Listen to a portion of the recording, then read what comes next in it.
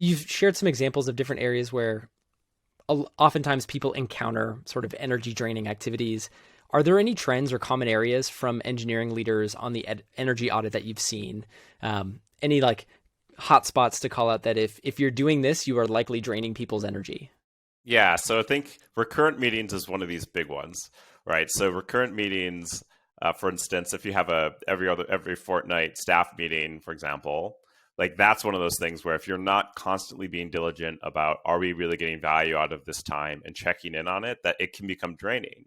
People end up becoming very mechanical about it. They'll show up, they'll kind of go through the motions and kind of pop out the other side and be like, well, I just, paid the tax for being in the organization.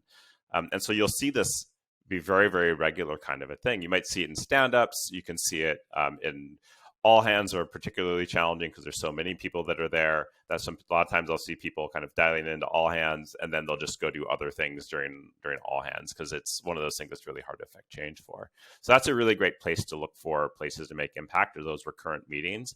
The one-off meetings, look, usually one-off meetings show up because like there's something very specific you're working on and you're really trying to like get that thing done, and they tend to be higher energy or more of like, hey, we really need to do this. So I'd say focus on those recurrent meetings, but that's where the biggest return typically is for this sort of work.